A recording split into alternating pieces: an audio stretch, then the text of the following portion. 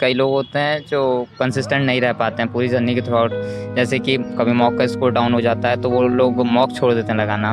जैसे मेरे साथ भी हुआ था, जब मतलब कि 4 महीने मतलब अक्टूबर से फेब तक मैंने 4 महीने पूरे थे, लेकिन वहाँ पर मैंने कोई मॉक नहीं दिए थे। फर्स्ट ऑफ फेब को मैंने एक मॉक दिया था, उसमें मेरा स्कोर था 83 आउट ऑफ 200। वहाँ पर मैं भी डिमोटिवेट हो गया था और मैंने मॉक छोड़ दिया था लगाना। नहीं, मैंने आप पहले ही बताया कि हेल्थ पे मैं बिल्कुल भी ध्यान नहीं दे रहा था उस समय, और हेल्थ इशूज़ भी बहुत ज़्यादा हो गए थे मेरे इस वजह से। नए शॉर्ट्स वगैरह तो मैं ना तब देख रहा था ना आज देख रहा हूँ। हेलो एवरीवन, स्वागत है आपका एक और न्यू एंड इंस्पायरिंग वीडियो में। अभी हमारे साथ आयुष मिश्रा सर हैं, जिन्होंने इस बार एसएससी सीजीएल में 164 रैंक के साथ इनका सिलेक्शन हुआ है। इनको ईडी मिली है। भाई से बात करेंगे किस तरह उन्होंने स्टडी रखी, बुक लिस्ट वगैरह सारी चीज़ों पे बात होगी। जर्नी इनकी किस तरह रही, सारे पॉइंट्स पे बात होगी। इन्होंने कोचिंग ली थी, नहीं ली थी, किस तरह कितने मार्क्स दिए थे। अगर उससे पहले आप इस चैनल पे नए हो तो आपको सब्सक्राइब कर देना है, press the bell icon so you will get regular notification of our channel. Okay, let's start the video. If you like this video please hit the like button. Hello Ayush, सबसे पहले तो हमारे तरफ से आपको कंग्रेचुलेसन, बहुत सारी बधाइयाँ। थैंक यू भाई। ओके, तो आयुष सबसे पहले आप अपने एजुकेशनल बैकग्राउंड के बारे में बताइए। आपने स्कूलिंग कहाँ से की, फर्दर क्या किया? स्कूलिंग मेरी बुलंदशहर से हुई है, सीबीएसई बोर्ड से, एंड 12th पास आउट होने के बाद ग्रेजुएशन हुआ बीएससी में इलाहाबाद यूनिवर्सिटी से। ओके, तो स्कूलिंग मतलब किस मीडियम से पढ़े हैं आप? CBSE board. सीबीएसई बोर्ड से आप पढ़े हैं। तो सबसे पहले आयुष ये बताइए, आपके माइंड में एसएससी सीजीएल का मतलब कैसे आया था कि मुझे एसएससी सीजीएल की ओर प्रिपेयर करना है? मोटिवेशन क्या रहा है बेसिकली इस जर्नी में आने का आपका? 12th पास आउट करने के बाद मतलब यूपीएससी मेरा ड्रीम था कि फर्स्ट अटैम्प्ट देना है और सीरियस अटैम्प्ट देना है वो। लेकिन यूपीएससी थोड़ा सा रिस्क बहुत ज़्यादा उसमें जीएस की वजह से, इसलिए सीजीएल को एज अ बैकअप मैं देख रहा था। और सीजीएल के बारे में मुझे बीएससी सेकेंड ईयर में मेनली पता पड़ा था, और वो भी अपने दोस्त से, शिवम से। And third years pass out होने के बाद मैंने सीजीएल तैयारी चालू करी थी। ओके, तो आयुष जिस दिन रिजल्ट आया उस दिन का बेसिकली हम लोग रिएक्शन जानना चाहते हैं। तो मतलब किस तरह आपने सबसे पहले किसने आपको बताया कि आपका रिजल्ट आ गया, आपकी ये रैंक है, एंड क्या रिएक्शन था फैमिली वालों का उस समय? रिज़ल्ट मैंने खुद नहीं देखा था, रिज़ल्ट मतलब आ गया तो मुझे पता नहीं चला था। मेरा दोस्त है शिवम, उसने ही रिज़ल्ट बताया था मुझे, और स्क्रीनशॉट भी वही भेजा था। तो मेनली तो उसका ही फ़ोन आया था सबसे पहले, और उसके बाद तो फिर जब सबको पता लगा तो सबने फ़ोन करा ही था। और सब लोग घर में थे, सब लोग खुश भी थे बहुत ज़्यादा। ओके, तो आयुष सबसे पहले आपने मतलब एसएससी सीजीएल का अटेम्प्ट कब दिया था, एंड प्रीवियस कोई हिस्ट्री क्या रही है आपकी? एसएससी सीजीएल की हिस्ट्री बताइए आप। सीजीएल 2020 मेरा ये फर्स्ट अटेम्प्ट ही है, अच्छा। और इससे पहले मैंने सीजीएल का कोई भी एग्ज़ाम नहीं दिया था। ओके, तो आप फर्स्ट अटैम्प्ट में ही सक्सेस हो गए, काफ़ी अच्छी बात है ये, क्योंकि लोग 2-2 3-3 साल तक तैयारी करते हैं, उसके बाद भी सक्सेस उनको नहीं मिलती है, और आप इतनी अच्छी रैंक के साथ सिलेक्शन आपका हुआ है। तो सबसे पहले आप बताइए, आपने जैसे कोचिंग वगैरह ली थी कि नहीं ली थी, इस सब चीज़ों के बारे में बताइए। कोचिंग मैंने बस मैथ की ली थी और सारा सेल्फ स्टडी करा था। मैथ की मैंने यहीं इलाहाबाद से कोचिंग ली थी, ऑफलाइन ली थी पहले, लेकिन 2 महीने पढ़ने के बाद मैंने उसे ऑनलाइन में कन्वर्ट करा लिया था। ओके, तो आयुष इसके अलावा भी आप एसएससी कोई एग्ज़ाम देते थे, like SSC CHSL MTS CPO जो होते हैं? सीएचएसएल मैंने फर्स्ट अटेम्प्ट दिया था 2020 में, वो भी मेरा फर्स्ट ही था, और उससे पहले तो मैंने एसएससी का कोई भी एग्ज़ाम नहीं दिया था। ओके, तो अब हम लोग एसएससी सीजीएल जो आपकी प्री की स्टडी है उसके ऊपर मूव होंगे। तो उसके लिए बेसिकली आप सब्जेक्ट वाइज हम लोग चलेंगे। सबसे पहले आप मैथ की स्टडी बताइए। मैथ के लिए आप बुक लिस्ट क्या फॉलो करते हैं, सोर्सेज वगैरह क्या रखते हैं? मैंने मैथ के लिए कोई भी बुक फॉलो नहीं करी थी। जो कोचिंग थी उनकी मैंने शीट्स लगाई थी, एंड मॉक जितना हो सकता था मैंने मॉक बहुत ज़्यादा लगाए थे।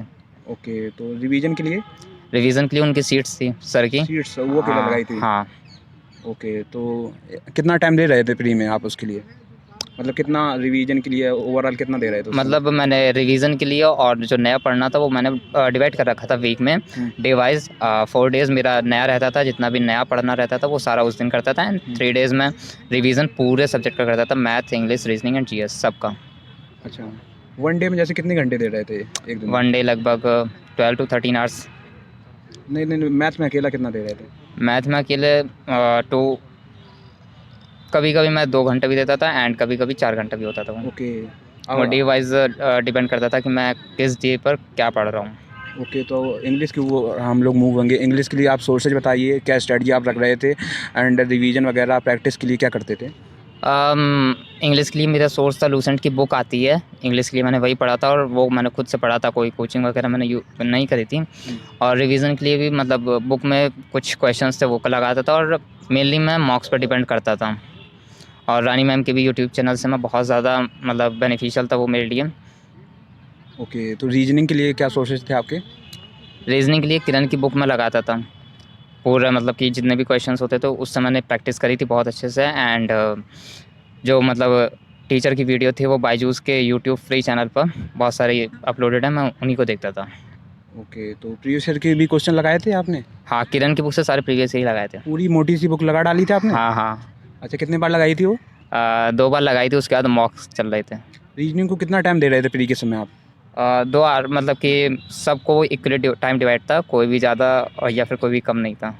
ओके, तो जीएस का एक इम्पॉर्टेंट रोल होता है प्री में, मतलब हाँ। लोग उसको अवॉइड ही करते हैं, तो आप जीएस के लिए आप बताइए, जनरल अवेयरनेस ये सब कैसे कर रहे थे? जब मैं एसएससी में मतलब कि सीजीएल का एग्ज़ाम देने की सोचा था, मैंने भी सोचा था कि जीएस को मैं इग्नोर ही करूँगा, लेकिन जब आगे देखा तो लगा कि नहीं, इग्नोर नहीं कर सकते। तो जीएस मैंने पढ़ना चालू करा था धीरे-धीरे। अनअकैडमी से मैं करता था, जितनी क्लासेस हो सकती थी फ्री क्लासेस मैंने उनसे करे थे, सारे नोट्स बनाए थे उनके। और फिर उसके बाद करंट अफेयर्स के लिए एसएससी बाबा का एक टेलीग्राम चैनल, उनका यूट्यूब चैनल भी है, उसमें मैंने मतलब कि करंट अफेयर्स उनकी वीडियोज़ आती थी, मैं उन्हें देखता था। नोट्स भी बनाते थे करंट अफेयर? हाँ, अच्छा, जो वीकली या डेली कैसे करते थे? वीकली रहता था करंट अफेयर्स का। अच्छा, लूसेंट वगैरह भी पढ़ी थी आपने? नहीं, लूसेंट मैंने यूज़ नहीं करी थी। अच्छा अच्छा, तो कितना समय देते थे मतलब पढ़ने के लिए? 2 आवर मैं मतलब कि सुबह देता था और 2 आवर शाम को देता 4 था। घंटे जीएस पढ़ रहे थे आप उस हाँ। समय? और ओके। जीएस में मतलब कि मार्क्स भी इम्प्रूव हो रहा था, पहले तो बहुत कम आता था, लगभग 7-8, एंड देन गया था मेरा लगभग 38-40 तक गया था मॉक्स में, और एग्ज़ाम में मेरा 33.5 था जीएस में, ओके, आउट ऑफ 50। अगर हम लोग बोलें तो मार्क्स कितने लगभग आपने दिए थे मतलब प्री में? प्री में मेरे मार्क्स लगभग 150 प्लस थे। 150 प्लस सारे सब्जेक्ट को क्या था? हाँ। बाद प्री का अगर हम लोग स्कोर आपका जो आपने गेन किया था एसएससी सीजीएल के, तो raw score and normalize score वो बताइए। प्री में मेरा रॉ था 163.5 था एंड नॉर्मलाइज्ड 178 था। ओके, तो अगर अब हम लोग एसएससी सीजीएल जो आपका मेंस एग्ज़ाम है उसके ओर मूव होते हैं, तो एसएससी सीजीएल मेंस में आपने बेसिकली मैथ्स के लिए क्या अदर जो प्री में जो प्रैक्टिस की थी उसके अलावा क्या चीज़ें अलग की थी? मैंने उसके अलावा कुछ भी अलग नहीं करा था, जितना प्री में मैंने प्रैक्टिस करी थी वही चीज़ मैंने प्रैक्टिस मेंस में भी करा था, और ज़्यादा से ज़्यादा मैंने मॉक पर रिलाई करना चाहा था। मैथ के लिए लगभग 105 टू 110 मॉक लगाए थे मैंने। ओके, स्पीड वगैरह के लिए क्या करते थे कैलकुलेशन इंक्रीज करने के लिए? कैलकुलेशन इंक्रीज़ करने के लिए एक ऐप, मतलब कि मुझे पता लगा था, मेंस टाइम पे पता लगा था, प्री में मैंने कुछ नहीं करा था ऐसा। मेंस में एक ऐप था मैथट्रिक नाम करके, उसमें मतलब कि कैलकुलेशन स्पीड बहुत अच्छी हो गई थी मेरी। ओके, तो मैथ्स को कितना समय दे रहे थे आप? मेंस के टाइम का आप शेड्यूल बताइए, कितना आप मैथ को दे रहे थे, इंग्लिश को क्या दे रहे थे? दोनों को 6-6 आवर्स, 6 आवर दे रहे थे। अच्छा, और तो जो एक्स्ट्रा टाइम था वो सारा इंग्लिश को जा रहा था। रिवीजन करते थे उसके बाद प्रैक्टिस करते थे, क्या करते थे? मैंने बताया था, मतलब कि रिवीजन तो चल ही रहा था, अब मेंस में नया कुछ पढ़ना नहीं था, तो सारा रिवीजन ही चल रहा था। अच्छा, ओके, लगभग कितने क्वेश्चंस लगाए होंगे, आपको कुछ आइडिया लग रहा हो मेंस में? डेली 100 क्वेश्चंस में लगाता था। वो लगभग सितंबर से लेकर के जनवरी तक मैंने डेली 100 क्वेश्चंस लगाए थे। ओके, तो अब हम लोग इंग्लिश की ओर आप मूव करेंगे। इंग्लिश के लिए मेंस में आपने क्या किया था, उसके लिए थोड़ा बताइए, क्या प्री के अलावा क्या चीज़ें अदर की थी आपने? मेंस में मैंने न्यूज़पेपर ऐड करा था, न्यूज़पेपर पढ़ रहा था वोकैब के लिए भी एंड कॉम्प्रिहेंशन के लिए, मेन इंपॉर्टेंटली उसके लिए मैं पढ़ रहा था। न्यूज़पेपर कौन सा न्यूज़पेपर था? हिंदू, द हिंदू। हिंदू, कितनी देर पढ़ते थे आप? लगभग 45 टू 60 मिनट्स। ओके, तो मॉक्स वगैरह भी लगाए लगाए थे आपने? हाँ, मॉक्स भी मैंने लगाए थे, लेकिन इंग्लिश के मैंने उतने नहीं लगाए थे, लगभग 25 टू 30 लगाए थे बस। 25 टू 30। वर्कअप वगैरह के लिए कैसे इंक्रीज करते थे? वोकैब टेलीग्राम पर एक चैनल है, हिंदू वोकैब के नाम से एक चैनल है, उसमें मतलब कि डेली 10 न्यू वर्ड्स आते रहते हैं, तो मैं उनसे ज़्यादा करता था। और मेरे पास पहले से भी कलेक्शन थे, तो मतलब कि अपने मतलब कि एक पीडीएफ था, अपने नोट्स बनाए थे मैंने, वही करता था मैं। ओके, और न्यूज़पेपर वगैरह से जो भी नए नए वर्ड्स मिलते रहते थे वही लिखता रहता था। टीयर 3 होता है, डिस्क्रिप्टिव होता है, डिस्क्रिप्टिव। अच्छा, इससे पहले आप ये बताइए कि आपने टीयर 2 में कितना मार्क्स गेन किया था, नॉर्मलाइज या रॉ स्कोर जो भी है? टीयर 2 में मतलब कि इस ईयर पर कोई भी नॉर्मलाइजेशन नहीं हुआ था, तो वो सब रॉ मार्क्स ही है। मैथ मेरा 194 था आउट ऑफ 200, एंड इंग्लिश में 165 था आउट ऑफ 200। ओके, तो इसके बाद हम लोग टीयर 3 पे चलेंगे। डिस्क्रिप्टिव पेपर के लिए आपने क्या किया था, सोर्सेज क्या रखे थे एंड कैसे उसकी प्रैक्टिस की थी? डिस्क्रिप्टिव में मतलब कि मेन तो आपका न्यूज़पेपर ही है। न्यूज़पेपर के अलावा मैंने बुक करा था, बुक्स भी फॉलो करे थे, पीडीएफ बहुत सारे न्यू ऑन क्लासेस आते हैं उनकी पीडीएफ करे थे, बहुत सारे टीचर्स रहते हैं उनके पीडीएफ मैंने देखे थे, और काफ़ी सारे एसेज और लेटर मैंने खुद लिख करके प्रैक्टिस भी करी थी इन सब की। ओके, कितने मार्क्स आए थे आपके? टियर 3 में 55 आउट ऑफ 100। ओके, तो टोटल आउट ऑफ सब मिला के अगर बात की जाए कितने मार्क्स आपके थे? 592 आउट ऑफ 700। ओके, तो ये जो अब इसके बाद हम लोग बात करेंगे वगैरह कैसे करते थे, कैसी कोई क्या ट्रिक रखते थे, मतलब वो बताइए। रिवीजन के लिए मैंने सिंपल मतलब कि वीक में जितने भी डेज़ हैं उन्हें डिवाइड कर लिया था। 4 डेज़ मतलब कि जो नया रहता था वो सब पढ़ता था मैं, एंड 3 डेज़ मेरा रिवीजन का रहता था। हर एक सब्जेक्ट का रिवीजन मैं 3 डेज़ में ही करता था, Friday, Saturday and Sunday. Ayush, आप अपने जो फ्रेंड सर्कल इस जर्नी में आपके साथ था, जो आपकी मदद कर रहा था, उसके बारे में बताइए। फ्रेंड्स मतलब कि फ्रेंड सर्कल बहुत सपोर्टिव था मेरा। बहुत सारे फ्रेंड्स थे, मतलब 4-5 फ्रेंड्स थे।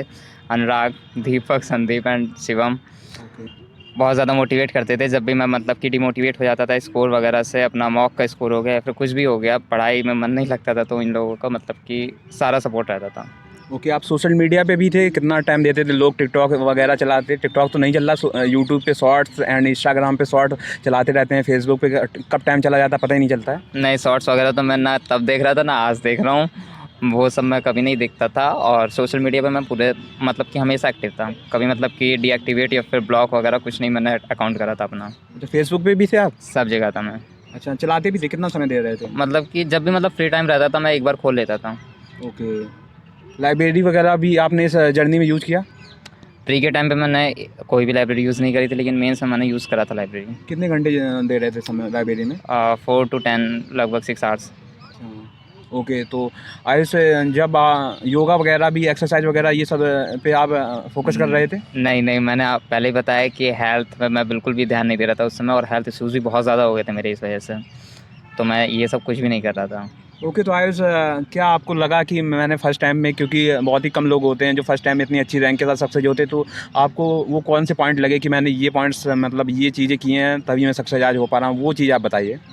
एक तो जो था कंसिस्टेंसी, मतलब कि कई लोग होते हैं जो कंसिस्टेंट नहीं रह पाते हैं पूरी जर्नी के थ्रू आउट। जैसे कि कभी मॉक का स्कोर डाउन हो जाता है तो वो लोग मॉक छोड़ देते हैं लगाना। जैसे मेरे साथ भी हुआ था, जब मतलब कि 4 महीने मतलब अक्टूबर से फ़ेब तक मैंने 4 महीने पूरी तैयारी करी थी, लेकिन वहाँ पर मैंने कोई मॉक नहीं दिए थे। फर्स्ट ऑफ फ़ेब को मैंने एक मॉक दिया था, उसमें मेरा स्कोर था 83 आउट ऑफ 200। वहाँ पर मैं भी डिमोटिवेट हो गया था और मैंने मॉक छोड़ दिया था लगाना। लेकिन उसके बाद मई में भी मेरा पेपर भी था, जो पोस्टपोन होकर के अगस्त हो गया था बाद में। इसलिए मई में पेपर था, इसलिए मैंने मार्च से मैंने सोचा था अब तो कुछ भी करके मॉक लगाना ही है। तो सेकंड मॉक मैंने 1 मार्च को दिया था, जिसमें मेरा स्कोर 130 था, और फिर उसके बाद से मैंने कंटिन्यू करा था। यहाँ पर ज़्यादातर लोग कंसिस्टेंसी छोड़ देते हैं, वो जो कि मुझे लगता है वो गलत है। ओके, आपने घर पे रह के तैयारी की है आई थिंक। हाँ। तो घर पे रह के तैयारी आपको कैसे, मतलब बेनिफिट की या मतलब डिस्टर्बेंस होता था? पहले तो मतलब कि मुझे लगता था डिस्टर्बेंस होता है, क्योंकि घर पे किसी को चुप तो करा नहीं सकते ज़्यादातर, इसलिए मुझे लगता था डिस्टर्बेंस होता था। लेकिन ये एक तरीके का मोटिवेशन भी था, क्योंकि अगर आपका घर में फोकस बन रहा है सब चीज़ें हो करके भी, तो एग्ज़ाम हॉल में आप किसी भी चीज़ से डिस्ट्रैक्ट नहीं हो सकते हैं। वहाँ पर आपका पूरी तरीके से फुल फोकस वहाँ बना रहेगा। वो एक मोटिवेशन के तौर पर मैंने लिया था, और सही भी हुआ वो मेरे साथ। ओके, तो आयुष, मोटिवेशन वगैरह के लिए आप कुछ करते थे? मोटिवेशन के लिए मैं कुछ नहीं करता था, बस कभी-कभी होता था मोटिवेशन लेने के लिए अपने फ्रेंड्स वगैरह से बात करता था। वो मतलब कि जितना होता था मुझे दे देते थे सपोर्ट, वहाँ पर वो सफिशिएंट था।